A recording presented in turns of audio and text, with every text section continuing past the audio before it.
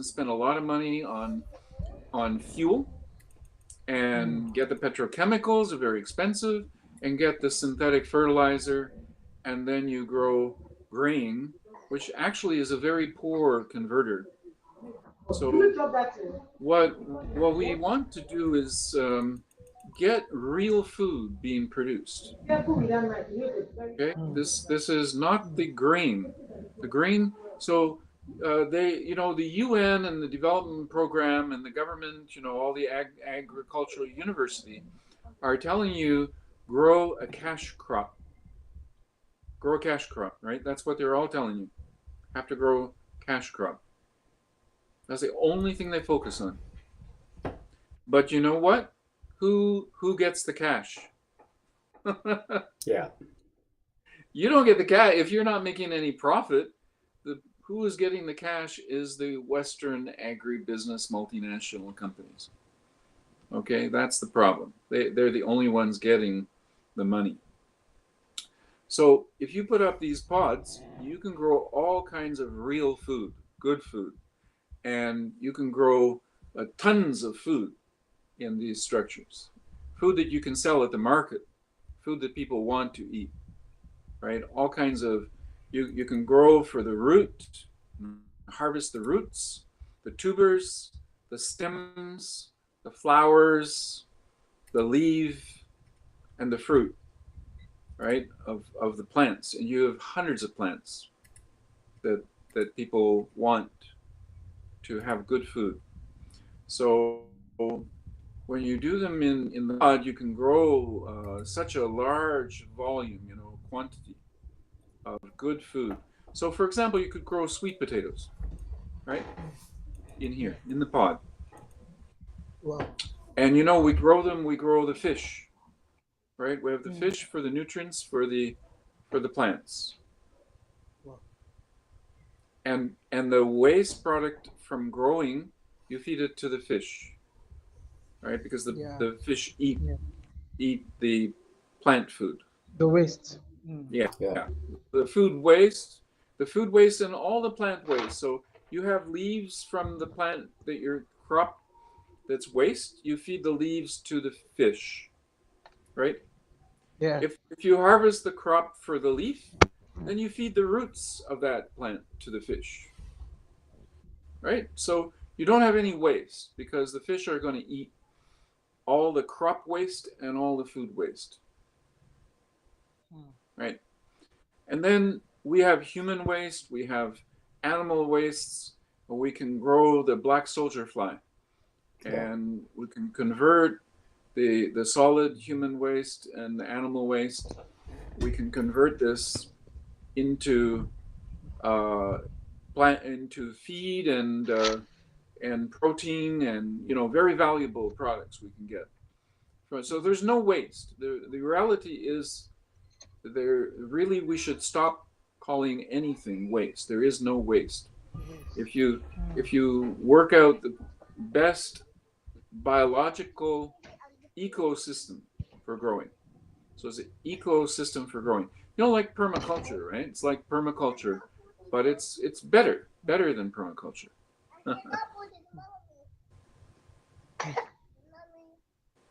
Okay. For the production of this can it be localized? Can we replicate such here in Nigeria, or we need to import them? You can build these in Nigeria. So when you set up an enterprise, your enterprise can be manufacturing these pods. Yeah. Right. Okay. Yeah. Okay. Yeah. Wow. So that. Sorry, this is my daughter wants to join me in the meeting. Sure. Yeah. Good. Hello. Hi. Hello. Yeah, Joanna, say hello. Hi. Yeah. Say hi. Yeah. Good to see you. Yeah, her name is Johanna. We love Hi, you. Joanna. Yeah. Thank you. Okay. All right. Because we're looking at partnership with PyraPOD. Yeah. Good. So that we can have ports like this here in Nigeria. Okay. Yeah. Again, because we're also trying to encourage urban farming. Yeah. Urban farming. I mean, one of the big challenge in Africa, in Nigeria, especially for our urban centers, is lack of land, like space. Yeah. So, but with this search pod, I think that has been uh, solved because you can do your farming, you can do your garden in pots like this. That's right. Yeah. Yeah. Yeah, and it's very intensive growing, so you get much more yield. You get a better product, and it's always fresh. You Yeah. can grow all the seasons, right? You Yeah. don't have like you grow for a certain period of time and then you harvest, and everybody has the food at the same harvest time. In Yeah. the pod, you grow all the time. You harvest every day. You're harvesting, Yeah. so you always have a good price, right? You're not like Yeah. everybody has overabundance of the harvest in the harvest season, right? Instead, Mm. you have a continuous harvesting. There's Yeah. no time when you get a low price because there's too much Yeah. of the Yeah. product in the marketplace. So Mm. it's a different way, and this can be so localized. So and you can create a franchise where Mm. your business is teaching others who buy the pod how to farm with the pod. Yeah. Wow. Wow. Yeah. So how do we come about with the franchise? How can we partner with PyraPOD on this? Well, it's very simple. We just do it. Yeah. Just there's no complicated thing. What we would Okay. like mostly, we would like to see cooperatives formed. That's right. Okay. Cooperatives. Yeah. Yeah. Okay. I think we have cooperative, which is Trema Agro Services. We have a cooperative, Okay. Uh-huh. and we have registered members Yeah. Yeah. Good. So in the you cooperative. you can set up to be a supplier of the pods to the co-op, and the co-op can sell them to the members. Yeah. Okay. Okay. That's So beautiful. see, there's two ways. One is wait for we to produce the product, or the Okay. other way is you make the product locally, right? We Yeah. prefer that you can make the product locally, right? That way, right? It's local, right? Yeah. You control everything, Yep. and you learn everything, right? You know the product from inside out. Mm-hmm. Okay. And the framing is usually in a steel Okay. painted or galvanized, because you have to have a corrosion treatment for steel, Yeah. which is usually galvanized. And I think in Nigeria, you can source the steel, material. Yeah. Yeah. Yeah. So then you can set up a shop, Yeah. Okay. or you can contract with a shop. Yeah. Set up your own shop or make a contract Yeah. with a shop, Mm. and the shop can get the material and fabricate it into a kit, make a kit, Yeah. Okay. right? And then Yeah. when the people buy it, from the co-op, they buy a kit that all they need to do is bolt it. They just use a simple construction method like wrench, to bolt it together. So the Yeah. framing, they don't have to fabricate or learn anything about, how is this built. Well, they get the kit and they just put it up. Yeah. Assemble. You Put it up. you can teach them. Like your employees can teach the people who buy. That's a Yeah. service, right? So you Service. sell the material. Yeah. You sell material, but you also sell know-how, support, right? Technical support. Yeah. Okay. Hmm. All right. That's good. Because one of the things we have in abundance in Nigeria is raw materials. Yeah. Yeah. The question now will be how to convert these raw materials into products, into finished products that can serve better purpose in making life beautiful and easy in Africa. Yeah. However, I think this is very good. Hmm. This is Hmm. very good. Hmm. And So you basically, if you're going to manufacture locally, then you need the mm, skills with the metal frame and the mm, tent fabric cover. Yeah. So with the tent, it's sewing. mm, It's just sewing and cutting, cutting patterns. Cutting pattern and yeah. sew. A scissor or with the automated type of Whatever. cutting Yeah. cutting measurements. You can start very simple, even with like scissors, industrial scissor. You cut the material, you cut the patterns. Now, what we will do to support you is provide the patterns. Yeah, we provide the patterns. Okay. Yeah, we can provide all the manufacturing patterns Yeah, for the structure and the cover and the mechanical system, which is most important is the bubble tech. yeah, The Okay. bubble insulation, shading, and then this is a product universal for Africa. Where in the desert, in the dry areas, they need this to save the water, yeah, and they need it to shade and give a cooling in the daytime. yeah, And then at nighttime, it can get very cold in the desert. yeah, So they need the bubbles at nighttime yeah. to keep it from getting too cold at night. That way you get a good productivity from the plant all year round. You can grow. So no Okay. interruption of the growing. Mm. It's a Okay. lot of good revenue income, and it's on a small footprint. You can grow. It's like 100 times more food than you would think you could grow compared to what you do in the field. Mm. Mm. Hmm. Right. So with this, if we are to learn the skill, Yeah. can it be done virtually, or it will require someone coming down to Canada to learn this skill? It could be, yes. You could come to a Canadian place where the technology is operating, or in the USA, or in Europe. And when you set up an operating system, people can come to you for training, That's right? right. Yeah. Or Yeah. you can build it yourself, right? That's the another way or the fastest way to learn. While we build, you build along with us, right?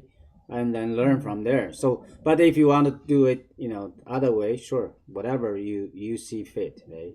You know, we Yeah. we believe in the cooperation method. For Yeah, economy, yeah. we think that the competitive system is only creates wealth. For the Few people get very wealthy, and most people yeah, they stay poor. poor. Yeah, So cooperation is a better model, economic model. And when you set up your Gonna hub, stay one place now. so you can learn from others who set up hub like yours, right? yeah, So Yeah. in the U.S. and Canada, we're expecting to see some pyre farm hubs, and people who set those up. So let's say one of our hubs in America that have youth that learn, and then they want to go to Africa, so they go over to bring the know-how to you, Mm. right? So this way the network does business with each other, right? It's not like we're competing with each other. We're Yeah. we're helping each other to grow, right? To Mm. spread the knowledge wider. That's what will create a very strong economy. More and Yeah. more people coming in, and more people need to be learning. So you need people to teach each other as you go.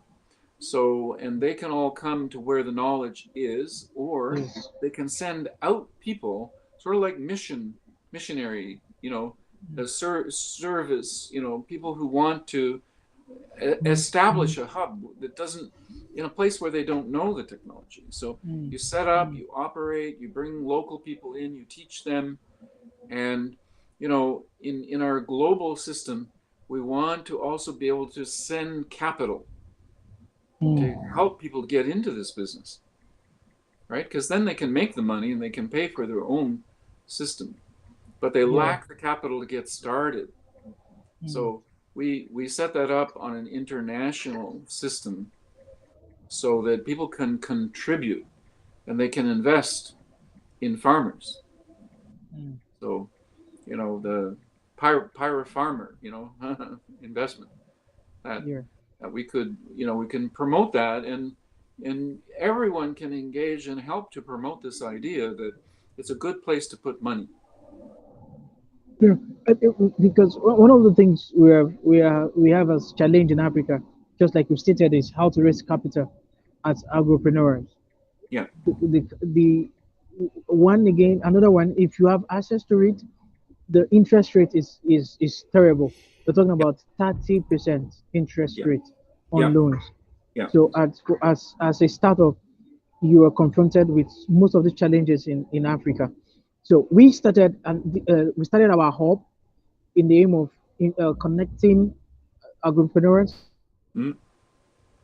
with investors so that they could have access to fund, then also could have access to ideas and innovations, just like what you're doing right now, where they can share ideas Mhm. and also call for actions. So, however, we for Trema Agro Hub, which is what I am currently facilitating, we're looking at how simple knowledge like this can be shared, and agripreneurs can learn the skills and put them into practice, and also facilitate food production. Like we're talking about zero hunger, and that cannot be done except the farmers are duly and appropriately empowered. And this was Yeah. one of the reasons we are. This is why we are setting up the reality TV show to support agro entrepreneurs. We're trying to say we have many TV shows here in Nigeria that is focused on entertainment, on music, on video production, lifestyle, but we talk little about agriculture. And the famine is coming strong. People are not eating. We have 9 million people going to bed every night without eating. Yeah. Hello. Hi, Gregory. Yeah. Yeah. That's why we need Yeah. to, Hi. right, Hi, Gregory. grow our own food, right? Food, Yeah. yeah. And growing And that is why food, skills yeah, I like grew up this. in a farm. I'm gonna text Growing you a a link. food, you need to I'm keep the gonna text you, humidity, okay? right? That's why you need Yeah. I think it's a bad connection. I have the a young guy in greenhouse, Nigeria but on a not call with conventional us, and I greenhouse. thought I'd like Conventional to. greenhouse won't do the job. Okay, Will make things worse, right? Yeah. Okay, Pat. I'm gonna Pat gonna is here. introduce you to a friend. Hello, He lives Pat in McCain. Chicago. Pat Yeah, I'm McCain. gonna introduce Pat, to. you are muted. You need to unmute yourself. Oh, Patrick. Oh, good. Yeah, you need to unmute yourself. We see your face, but there we go. Yeah, OK， there we 好 go, 啊，好 Pat. 久不见， Yes，好久不好久不见。见，你好吗？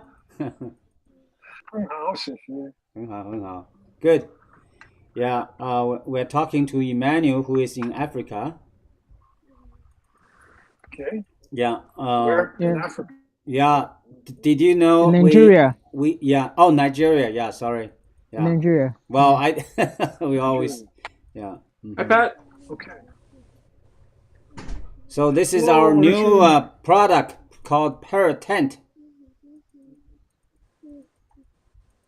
Tent. Yeah, it's a tent. Yeah, structure. And Richard and I, we're gonna build, one for each. Yeah, in each one's backyard. Yeah, ourselves, Mhm. so that we don't rely on others. Oh, we lost him. Yeah. Yeah. So we might. I think we're gonna have Gregory Walker is gonna come in. I think. Okay, Gregory. Okay, sure. Good to introduce him Yeah. to our friend in Nigeria. Yeah, I just told Emmanuel, I grew up on a farm. I know that water is so important, right? If you use the conventional way to grow things, right? The problem is you irrigate, right? And then you lose 90% of the water, right? So you need a greenhouse to keep the moisture, but conventional greenhouse won't do the work, right? Yeah, here comes the Gregory. Yeah, here's Gregory. Gregory, you need to when you enter into this. Okay, good. Yeah, we see you Yeah. unmuted yourself. Good, we can hear you. Hello. Hi, Gregory. Hi there. Yeah, Hi. Hi. yeah, we can hear you now. Good. Yeah, Hey. yeah. Here we have Emmanuel from Nigeria. Greetings from Yeah, America. Yeah. Good evening. I think it's evening here. yeah, Oh, nice Good to meet evening. yeah. It's nice Yes. connecting with you too. I think I need to power. Let me get power so that you can see my face also. Okay. you. Can you all see me? Yeah, No, actually, don't. I see you. No problem. I see Oh, you. okay. Yeah. Yeah, depending. Yeah. Okay. Guess it's my Emmanuel, this is Emmanuel. my connection or something. I don't know. I can see him, no problem. So it's a local, yeah, device. Yeah, it's something to do with local. I can see everyone perfectly. Maybe I'm gonna come in on my phone again. Yeah, sure. I seem to Yeah. get. Yeah. I don't seem to get the whole. Gregory is the one promoting growing black soldier fly larva, right? Use that to feed the worm and then feed the fish, right? That's Yeah, that's among other things. It's a sanitation system. yeah, sanitation, yes, and turn human waste into treasure. Treasure. Yeah. Yes. That's right. That's what it's designed for. That's right. What part of Nigeria are you from, my friend? Yeah. Okay. Kogi State, Nigeria. Is that the north part of Nigeria? Yes. The north. No. Yeah. Middle belt. Middle belt. Okay. Yeah. And what is the environment like there? Is it tropical? Is it dry? What's it like there? Yeah. It's quite dry, sunny, and rocky. Now I see Sunny everybody. and rocky. Yeah. We're surrounded by rocks. Oh, really? That's Okay. Lokoja, yeah, Lokoja Kogi State. However, Whoa. with two mighty water river, the river Wow. Benue and the river Niger. So it's the confluence city. Oh, okay. Okay. So there's a bunch of rivers that come together near you. Yeah, that's river Benue, the mighty Benue and river Niger. Yeah. Excellent. Yeah. What type of crops do they grow near you? Okay, we do rice, Yeah. cassava, maize, then sesame seed, and Sesame? sesame. Yeah, Sesame. sesame. Sesame. Yes. Hmm. Yeah. All those things they can be used inside of my system. Yeah. When people grow those crops and they take the crops off the stalk, what do they usually do with the stalks? Like the rest of the stalks of the corn or the rice husk, what do they do with those? Sometimes they burn it. They burn it. Sometimes they leave it to decay. Yeah, well, my system is designed to stop that. What my system does is you take that residue and you char it. You turn it into biochar, and then Wow. you put it into my system. And then when you pee on the biochar, it's the building blocks for a brand new soil, because the nitrogen inside of human urine is very, very valuable. Wow. This is serious. Well, you can also feed to black soldier larva, right? No. Well, that's the second part of it. The Yeah. first part of it, the top part of it, Yeah, is you need. Yeah. the part where you go to the toilet in. Yeah. You got to reduce the smell. right. Yeah. And the black soldier flies will eat the human waste, and they also eat the food waste also. Yes.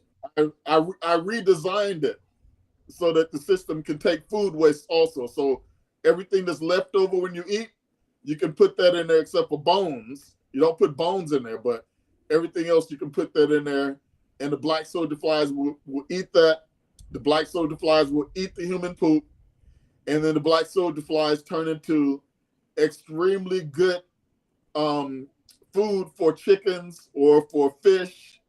You can even feed them to other animals too. You can do a lot of things with them. It's designed for your average household.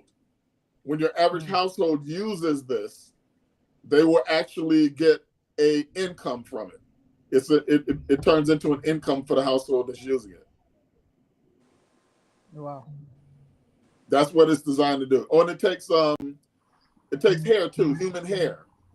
When you cut your hair, and you put that in there also, and the black soldier flies will eat the lipids. You know, around there's like little fat around the hair, and black soldier flies will eat that also. And then once they break it down, then you grind it up, and you put that down there into the biochar, and now the biochar has the nitrogen from the hair in it also. Black people's hair has the most nutrients in it of any other people in the world. It's true. So it'll work very, very well in Nigeria. So that's why you cut all your hair, huh? Yeah. You cut the hair usually when people go get a haircut. Yeah. They cut their hair and they throw that into a landfill. Yeah. But with my system, you don't throw it into a landfill anymore. Any organic can be recycled. Yes. Yeah. Right. And we don't call these things waste or whatever. We call them bioregeneratives. Right. Mm-hmm. Yeah. Bioregeneratives is what we call them. Bioregenerative. Yes. Mm-hmm. Well, Gregory, I wanted Emmanuel to tell you about his reality show in Nigeria that he's participating in, because, you know, one thing is, you know, I want to say Gregory is in the entertainment world himself in America, in the USA. So, you know, I think he would be. This is interesting, Gregory, what they're doing in Nigeria. I think it's an example, a very creative example. So, yeah, tell them about this program. Yeah, let's hear about your show, man. Okay. Yeah, we're putting up a reality TV show strictly for agro entrepreneurs. We're trying to create a platform where these entrepreneurs can be empowered. Accessing funds in Nigeria sometimes is quite difficult for startups. Yeah. When you go to the bank to want to apply for loan, you are confronted with heavy interest rate, say 30% interest rate. Wait, So- did you say 30% interest rate? Wow. Yes, 30% interest rate, 30. Okay. Wow. Remind me not to come to Nigeria seeking money. Actually, I'm telling you the truth. Most of the commercial banks we have, Zenith Bank, it's a benchmark 30% interest rate. Wow. So My God. Oh. How do you become an entrepreneur in Nigeria, man, with 30% interest rate? that is why many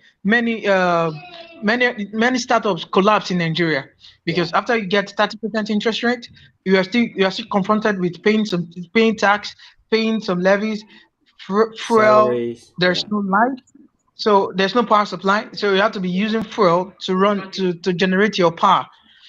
So a whole lot of things. So agripreneurs don't have access to funding, because the way it is structured for you to even be paying monthly. So you keep paying monthly. And agribusiness is something you do that maybe 2-3 months before you start getting revenue. So we came up with a reality TV show that can help young entrepreneurs, because our target is 18 to 38. These are the target age, 18 to 38, to participate in this reality TV show.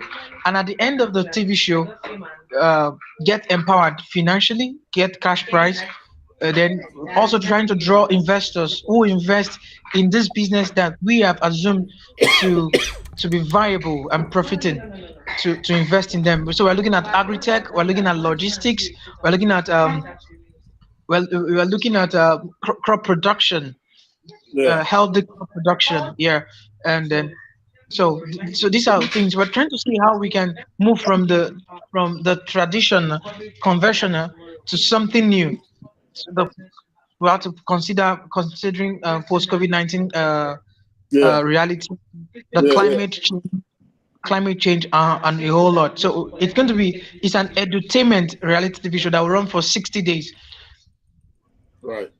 So Yeah. do you have any sort of sponsorship for it, or how are you going to pay for it? Okay. For now, we've been able to get a level of partnership. We have been able to have partnerships to some media houses that will air the TV show for 12 hours daily for the 60 days. Okay. I Yeah.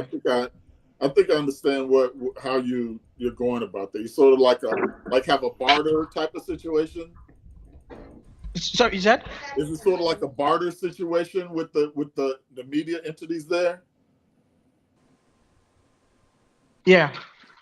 Yeah, because in the United States, one of the prevalent media deals is if you came up with a program and you went to a distributor, what they would do is you would get advertisers, and then the distribution outlet and the producers would, they would sort of like split the revenue from the advertising. That sounds something like what you're describing. Yes. Yeah. So we have a platform where sponsors who would sponsor the TV show can get adverts for their product. Then also we have stakeholders that when you invest a level of sum, you have your share from whatever comes in during the program. Yeah. Mm-hmm. Yeah. That sounds just like what I'm talking about, man. Now, Yeah. in Nigeria, you have you have something called Nollywood, right? The Nollywood Yes.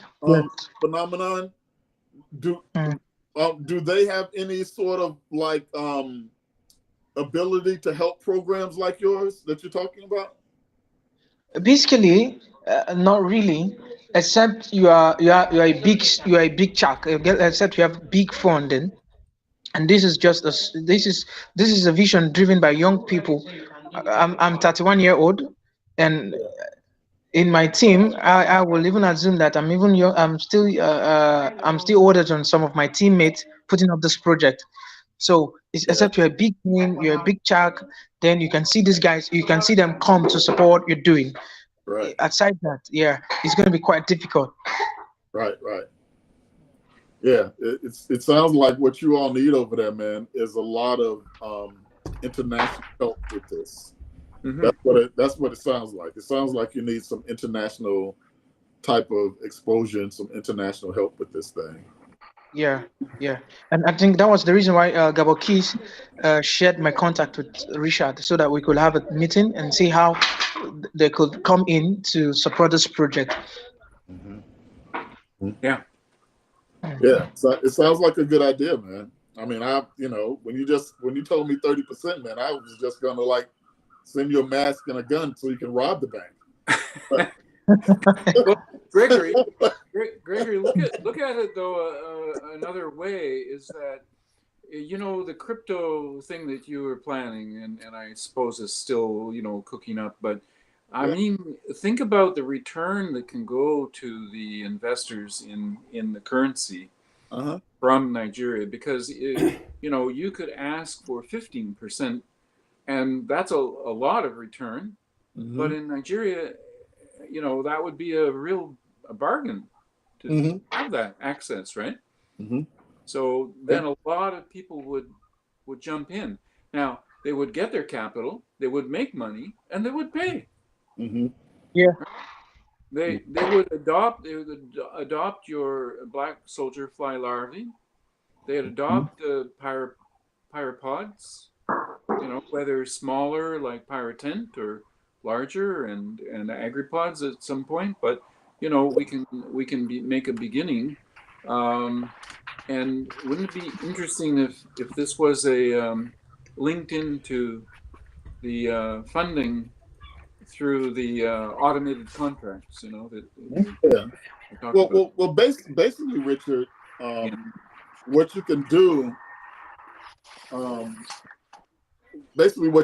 with this is a collective, and if you have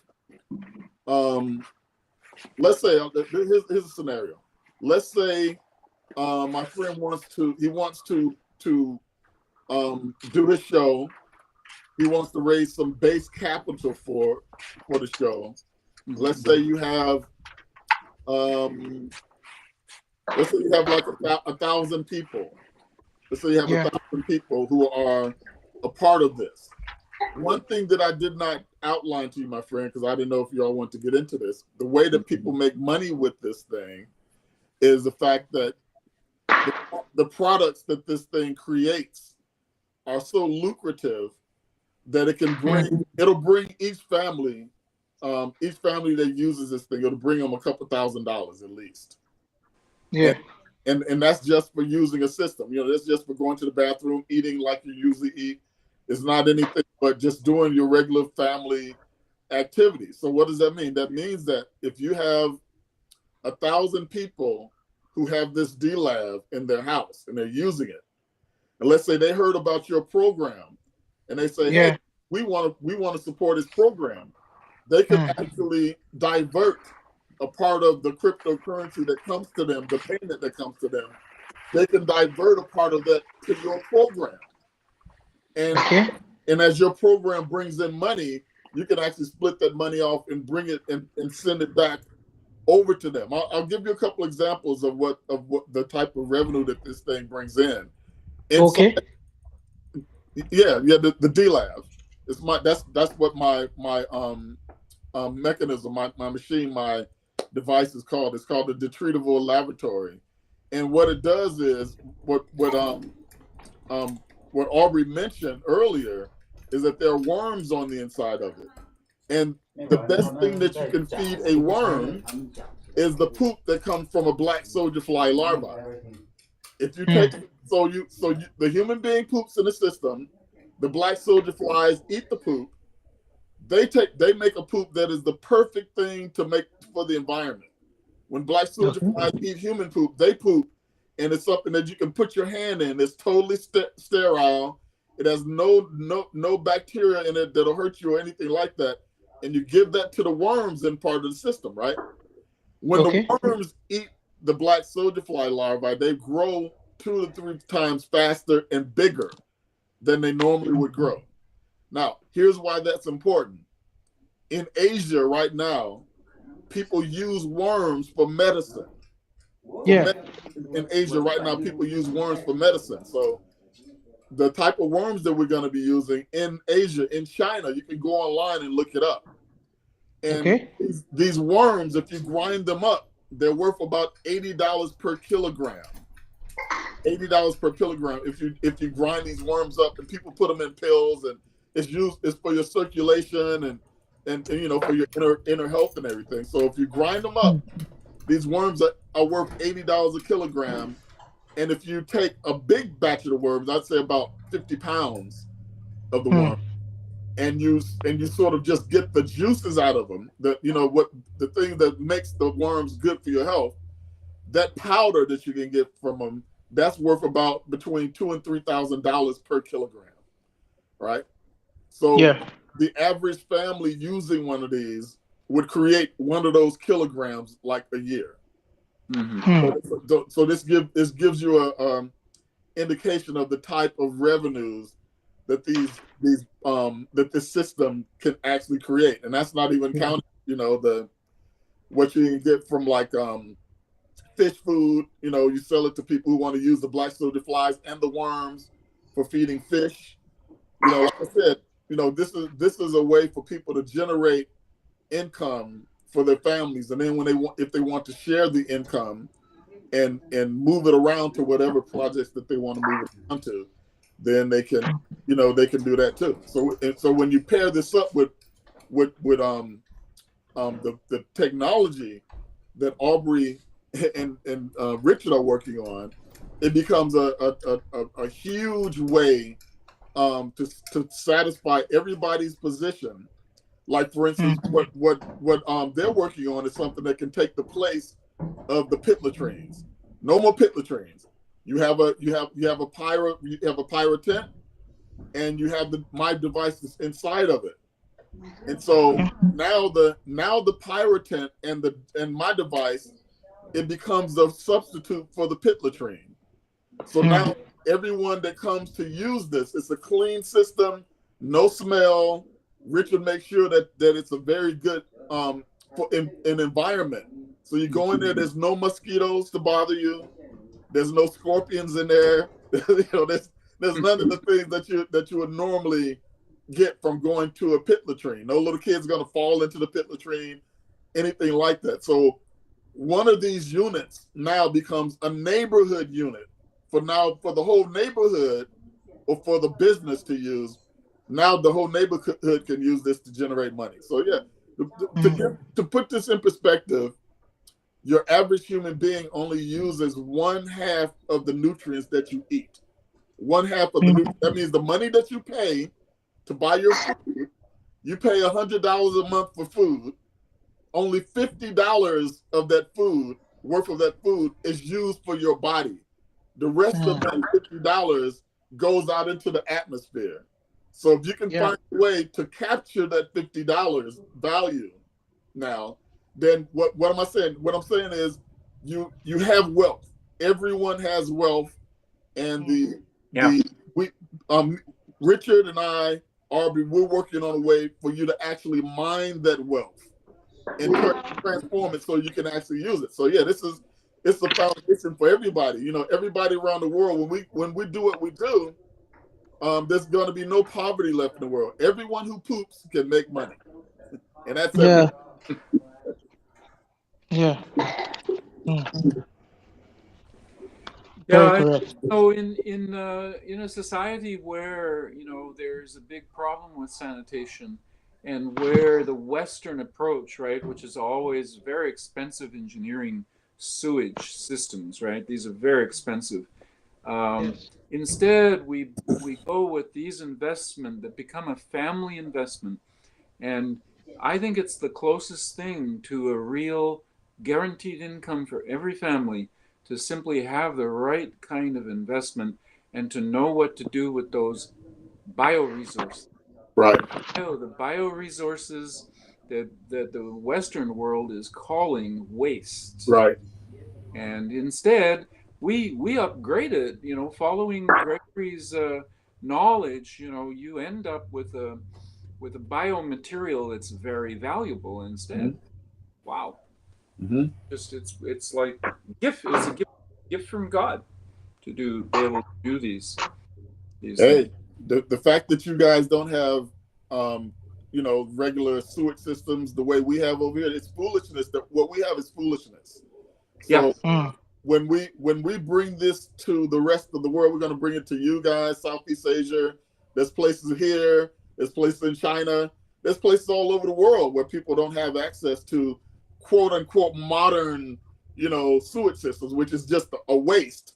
You don't throw away 50% of the nutrient value that we're talking about. I'm sure that look, Richard has done this type of research. He was doing stuff for NASA. This is worth. We're talking about saving people trillions of dollars thrown in the garbage, right, Richard? Yeah. Oh yeah. Yeah. On a national scale, it would be a contributor to the wealth of the country that everybody's adopting technologies that are actually beneficial, that actually produce wealth, and they also solve the pollution problem, because the Western sewage system creates a sewage problem, creates a pollution problem. It's a terrible mess over here. Yeah, really is. So the so-called developing world could be ahead of the rest of the world, because we have made bad investments, actually, very, very expensive investment, and now all we have to show is pollution. We've polluted environment, so Africa can do much better, and Emmanuel, you could be part of this new generation that's pioneering the future of abundance for everyone. That's what we're aiming for. Yeah, very correct. Yeah, so once you unlock this, my friend, then you have money for everything now. You know, you understand what I'm saying? You have money for Yeah. everything. You can do your television programs. You can increase your education. You can do everything that people generally don't need. I'm gonna give you one more thing, my friend. Okay, so you'll like this one. Black soldier fly larvae can actually stop mosquitoes, malaria, dengue fever, all of that. Black soldier fly larvae can put an end to that, and I'm going to tell you how. There are people who create something called a sterile insect technology. That's what it's called. In sterile insect technology, what you do is you raise little tiny mosquitoes. You know, when when they're wiggling around, before they grow their wings and everything, they're little wigglers in the water. So you take millions of those things and you do things to them. Mostly, some people hit them with different type of substances to make sure that they do not reproduce. Right? You make them sterile. So once you make them sterile and they grow up, then you release them into the atmosphere. These are all males. You release them into the atmosphere, and then when they mate with the female mosquitoes, the eggs are non-viable. But when you have these millions and hundreds of millions of little baby mosquitoes, you have to feed them something. Well, it turns out the best thing to feed these baby mosquitoes are little ground up pieces of black soldier fly larvae. Right? So they have special feeds. They used to cost thousands and thousands of dollars to feed these mosquitoes. And that's the reason why only the people in the Western world in rich places, they're the only ones that so far can afford to have this sterile insect technology, because they can afford the special feed for them, right? So the feed costs several $100s per million mosquitoes, and you need billions of these mosquitoes to do the job. What they found out, some scientists found out a couple of years ago, that you can instead of giving them the feed that they used to giving them, you can give them the same amount of feed in ground up black soldier fly larvae, and it only costs a few dollars per million mosquitoes. So that means that now we can utilize this to increase the health and the welfare of everyone around the world who suffers from the mosquito problem. And that, my friend, is worth millions of dollars, right? That means that me and my team, we haven't broken down the numbers yet, right? We haven't broken down the numbers yet. But what I'm saying is, the government of Nigeria, who must deal with this problem, they will be able to go to the people that have this DLAV, get the black soldier flies from them, pay the people for the black soldier flies, so the people get an income, the government gets what it needs to actually pay for this sterile insect technology, and now everybody's happy, everybody's making money, and everybody's healthy. There's about 10 more things that this system will do. I can't get into it now, but I'll send you some information about it soon. There's about 10 other things that makes it so that this system generates many thousands of dollars. There's a lot going on when you flip over waste. When you don't look at waste as waste and look at it as a bioregenerative substance, there's huge amounts of benefits that you can get out that is untold in human history. That's what we're up to now. All right, I'm sharing my WhatsApp number now on the chat space. Right.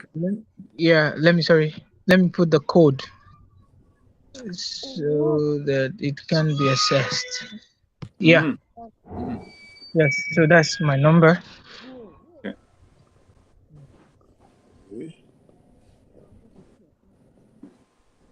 Okay. Well, I can't see this. I'm on an iPad here, and I don't know how to get to that. But at the bottom, there's a quotation, like the comment box type. It's right beside the camera, in the bar when you touch the screen. I see it. You have to double tap your screen to reveal the menu on the bottom. Yeah, I see it. You got it now? Okay. Yeah, I see it now. Yeah, this will this will do the job.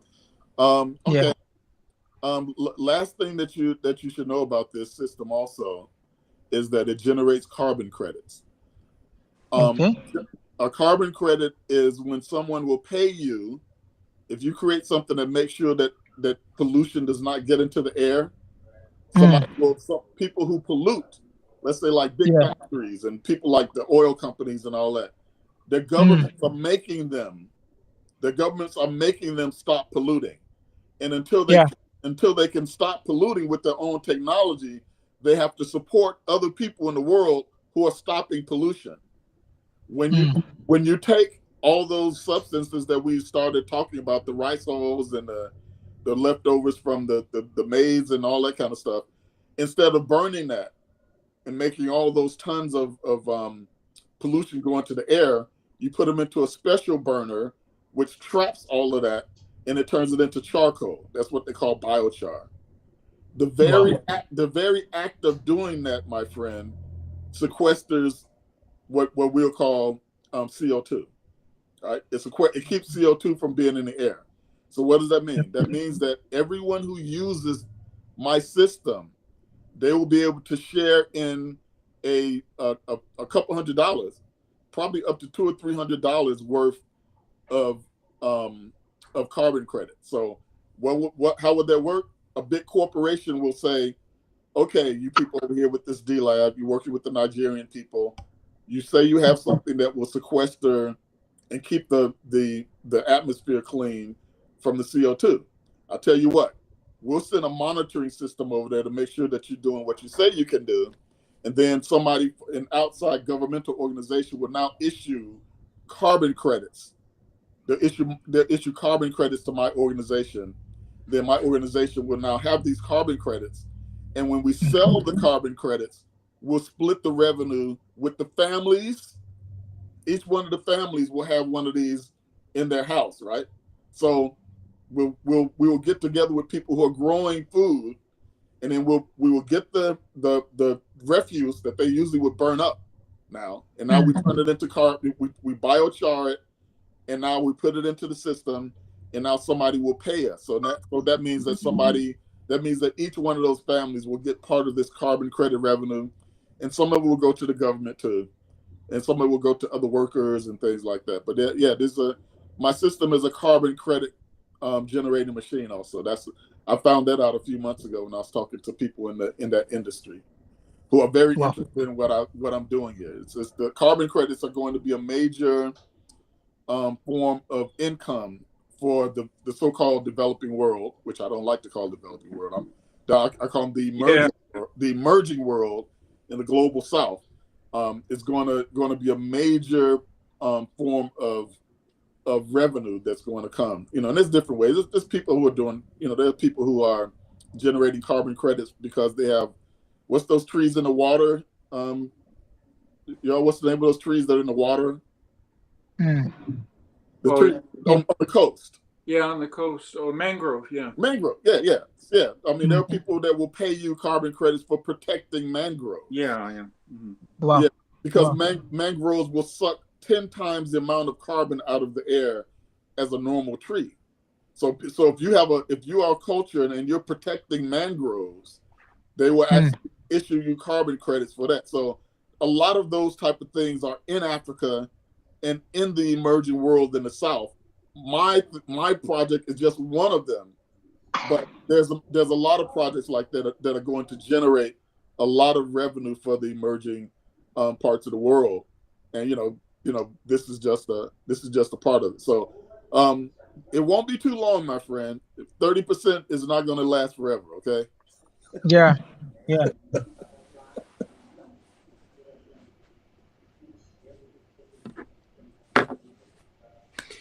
Gregory, where are Good. you So based? I'm happy we made that connection, Mm-hmm. and I think we should all try to see what we can do, to collaborate with Emmanuel to see that reality show can be fantastic success. Mm-hmm. Yeah, it sounds like something that's very much needed over there, man. I mean, It's a very creative idea, Yeah. I think we could do that in the West as well. Young people doing real things, to create enterprise. That could be a reality show anywhere in the world. Yeah, it could. It sounds a little bit like Shark Tank, man. But yeah, but it could be more entertaining, I think. Could be. Yeah, it actually could. I mean, and there's so many people. I mean, I read about people in Africa who have these fantastic ideas all the time, all kinds of entrepreneurial things and devices that they create, and but I did not quite understand about this 30% interest rate. So now I understand, why, the big trouble that they actually go through. Well, one country that I believe should be stepping forward to help to alleviate this is China. China's got a big footprint in Africa. Do you know anything about that? The whole Chinese connection to try to help these type of people out, man, Aubrey? Definitely. The reason why they are interested in Nigeria is because our country is very porous. So we collect loans from them. Our politicians collect loans from them. Right. And they will never use it for the aim, which for the real aim which it was collected for. For example, they'll tell you want to collect loan for making roads, for building bridges. This funding will be diverted to something personal, and at the end of the day, so.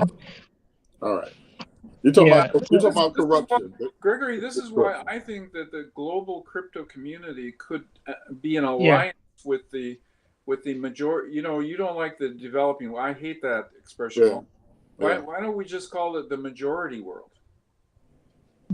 Because if you look at what Binance is doing currently in Nigeria, the Binance is.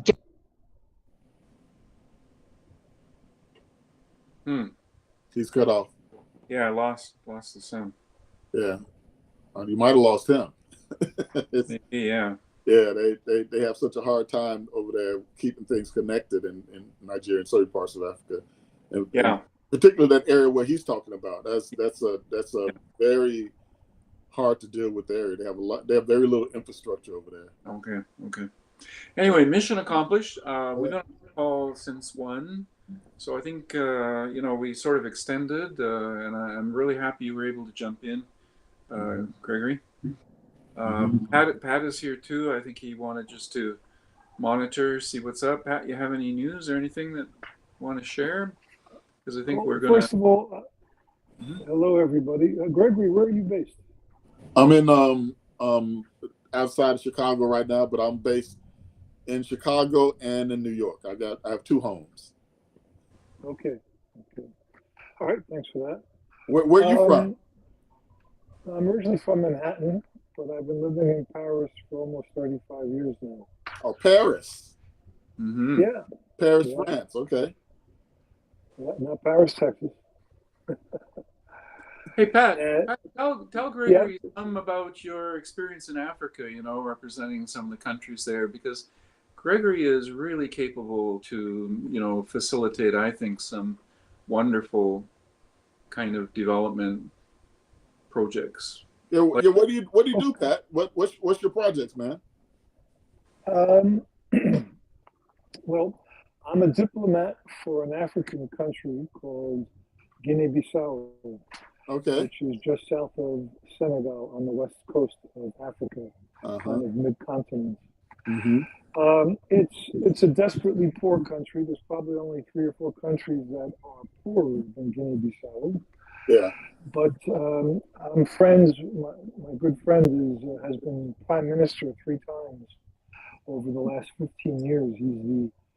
He's the prime minister of reconciliation when the political parties can't agree on a candidate, and he kind of helps them over the rough patches. Okay. And he could one day become president of the country. Interesting. So he's got a doctorate in sociology out of the Paris Sorbonne. He's going to be he's living back in Paris while he's not in office. His family's in France, and he's going to be teaching at a university, teaching political science. So he's a very well-educated minister, prime minister, and he's part of a generation, the older generation that lived under colonialism, fought for change with arms. And Right. now we have a new generation that's coming up in the ranks that have been to universities in the West or in China and Russia, and they're more used to negotiating with words than with arms. So I'm confident for the future of the continent, which is a very young continent, age-wise, that in the decades to come, we'll see real progress. You asked about China, and one of the problems with China is that they'll come into these poor countries. Well, China has a policy of making a new belt between China and Europe. Yeah. Trade That. commerce. Yeah. So what they do is they go into these poor countries and they say, well, we'll lend you the money to build your port or your railroad lines or some other infrastructure. Right. And then when the country defaults on the debt, then they take it over and they're the owner. So they come in ostensibly as a friend and they wind up as the owner. And it's all part of their master plan. Yeah. Probably they're going to challenge the United States head to head in 2025 or 2030 when the military buildup finishes. So there's an example, or many examples of poor quality of Chinese work in Africa. There's, where was it? In Cameroon, I think it was. The Chinese built a highway, and it came down off of a mountain into an area along a river. And the first major rainfall that came along, the part that was coming down the mountainside washed into the river. Wow. The very first rainfall. So China is getting a reputation in Africa for what they deserve. They're cheap, and when you go cheap, you get what you don't pay for. Sounds like the mafia. So, what? Yeah. What is Guinea-Bissau like? How many people are there? What's the nation like? Were they a French colony? They were a Portuguese colony. A Portuguese colony. All right. Yep. And so they have a good body of law, which they inherited from the Portuguese presence. And so they've got a court system and they've got a legal system in place, which is good for their future. So you can do land transfers and sign business contracts and have the force of law, such as Europe knows, present in your contracts. So that's good. It's a country of 1.5 million people. 1.5 million? They would have been better. Yeah, 1.5 million people. About a third of them live in the capital on the coast. Off the coast is an 80-island archipelago, which is a UNESCO World Heritage Site, and it's got some of the best sport fishing in the world. So are they off the coast of Africa? They are on the west coast of Africa, and the islands are off the coast. Okay, so they do touch the sea then. Yeah. They do touch the sea, and I imagine Portuguese is their language. Correct. Portuguese is official language.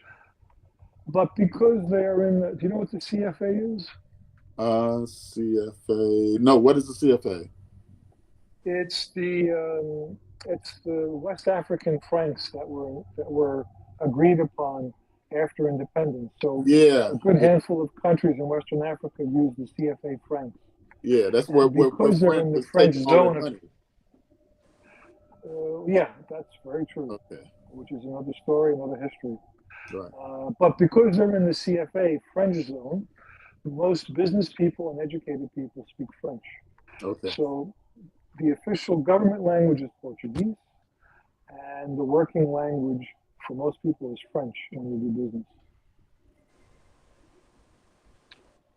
Okay. Mm-hmm. Yeah, you don't hear much about that. What are their natural resources over there? They don't have a lot. They have a very low export rate. They grow a lot of cashews. They're one of the leading cashew producers. Okay. One of the major problems of the country is that they have not had the money to do a topographical geological survey to map out what their mineral resources are. The neighboring country to the north is the Republic of Guinea, and they are very rich in bauxite, which is the aluminum raw product. Right. And so we think that there are good bauxite reserves in Guinea-Bissau, and there's probably gold and other minerals which would be of interest for export. But there hasn't been a geological survey since the Portuguese occupation. And since the Earth is a living thing, whatever was done has been lost in the archives. We haven't found it. And it probably wouldn't be up to date even if we did find it. Right. What are the people like there? Are they very what's their religion and what's their basic demeanor of the people? Do you know? Well, I've been there several times. I'm a diplomat for the country, so I do know the country. It's between animism and Muslim. And the people are agrarian. They're mostly very nice in the capital city. But the problem is that the country being so poor, it's that it's become a major trafficking point. It's the closest point to South America. So it's become a major transit hub for cocaine coming to Europe. And because the military isn't paid very much, they're in cahoots with the narco traffickers. Okay. So we need to be able to finance the army to a higher degree and wean them off of the bribes they're getting from the narcotics traffickers. What's their sanitation situation over there? Well, it's not a place where you'd want to be sick. If you had appendicitis hit you, you need to be airlifted to Dakar, which is just up the coast in Senegal. That's one of the points holding back tourism, is that they don't have a good infrastructure. The roads are dirt roads. They're pockmarked. There is a 2 to 3 month rainy season, and the roads just aren't maintained very well. So it's a country that needs a lot of investment. Are they tropical? Yes. They are tropical, right? So there's not a lot of dry area then. No, there's a lot of rain. You can grow a lot of bio fruit. So mangoes, papayas, bananas, things like that would grow very well, do grow very well in the country. Mm-hmm. Okay. Yeah. Sounds like a perfect place for the deployment of the technology that Richard and I are working on. Yeah, could be a good place. Mm-hmm. So are you working with anybody that have any projects that are going over there or anything like that? Not at the moment. My guy is not in power, so I'm back at my home base. I've been for a while, and my guy is, in fact, he's attending the annual conference of his political party, and they're going to be deciding who's going to be running for what positions in the election in 2023. Mm-hmm. All right. It sounds like a typical thing over in West Africa. We're dealing with the government of the Gambia, and that's because of how small the Gambia is, and because they speak English. That's just up the coast. Yeah. We plan on rolling this thing out in a large way in the Gambia because of that, and use it sort of like as a test bed so we can launch this in other places around the country. I like the Gambia also because of the river. There's a lot of there's a lot of commerce. There's a lot of movement of materials that you can do up and down that river. Because it's such a thin country. So you don't have to do over trekking, over grounding of a lot of materials and stuff like that. Yeah. But I had no idea. Guinea-Bissau, is that how you pronounce it? Yeah. Guinea-Bissau. I had no idea that they were that small. I thought that they at least would have a few million people there. They only have 1.5 million people. That's it. Wow. Okay, that's interesting because there's 2.5 million people in the Gambia. It's another small nation, not that small, but it is a very small nation. The Gambia tends to be run a bit better than Guinea-Bissau has over the last decade since the liberation. Mm-hmm. One of the problems, yes, with the profile of the Bisauans is they don't have a very good work ethic. Mm-hmm. And I'll give you a very concrete example. The Chinese financed 100% of a new parliament building, a 100-seat parliament building in the capital of Bissau. Right. And they provided jobs to anybody who would come to work.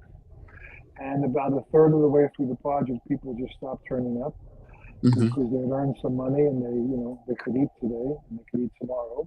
Right. And the Chinese actually had to bring in their own people to finish the project. Yeah.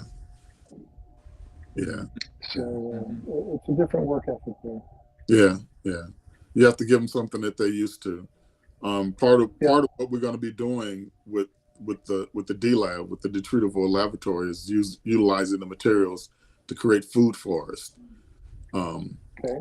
It sounds like that nation would be a great place for everyone who has a little plot of land or whatever. Even if you don't have a plot of land, if you have access to some land, you can actually have a very, very good, thriving food forest, because the system also creates all the fertilizer and the natural pesticides that you need. Black soldier fly larvae, when you grind them up, their shells, if you grind up some black soldier fly larvae and you put their shells around a plant, the shells make the plants think that there are insects crawling on them. And so it makes the plants put up their defenses, put up their dukes, so to speak. And so that when a real insect comes to eat the plant, then it's already, it has the ability to defend themselves. The system that I'm working on is really revolutionary. It has many multiple purposes to make people's lives better. Well, I'd appreciate you sending me along whatever information you have so I can read more about it. I will do it. Maybe, after we get going good in Nigeria, I wanted to find a couple other smaller nations to really kick things off.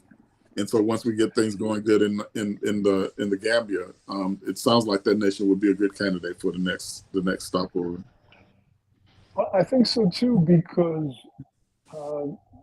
once you leave the capital, there is a river that meanders like a big S through the country. Mm-hmm. And so you have outcroppings of villages. Mm-hmm. So they're probably of a unit size that would be ideal for your project. Mm-hmm. Mm-hmm. Exactly. And those you might have 50 to 100 people centered around the village. Mm-hmm. Yeah. That's perfect. That's perfect for the D lab combined also with the Pyrotin also. That's perfect. One of the things we've done recently too, which is very interesting, is floating systems. So all of our structures can be created into floating communities, and that's interesting for ecotourism as well. Mm-hmm.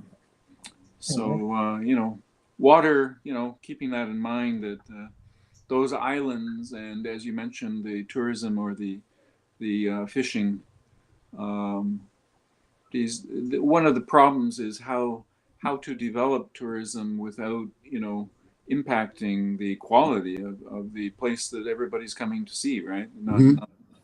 Not deteriorating. So Guinea-Bissau can only get better. Yeah. So that's really it's all very it's an area to focus on. I believe it would be West Africa. It's a country on a hill, and I have access to all the I would have access to all the ministers, all the decision makers, so that it could be accelerated in a timely manner. When I So listen, my friends, it's 8 p.m. over here. Oh yeah. And a little lady and I are gonna go some good and hey. Yeah, I think it's a good time to wrap it. We've been on the call for an hour now, and it's a really great call. I really appreciate it. It was nice to meet you. Yeah, thanks for calling me in on this, Richard, and it's really great to meet you guys. And I will be sending you some stuff soon. Great. Okay, watch this space. All right. Bye bye for now. Bye, everybody. Great evening. Thanks, Emmanuel.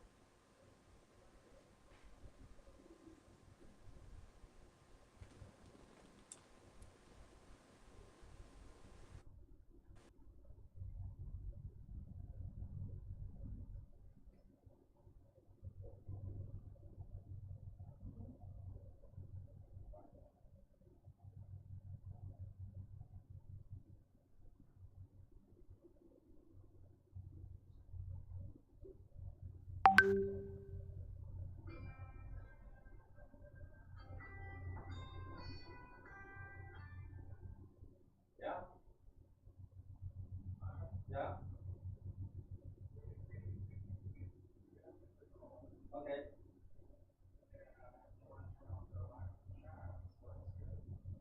Okay. No, no, no, I won't. I'll leave it open all the time.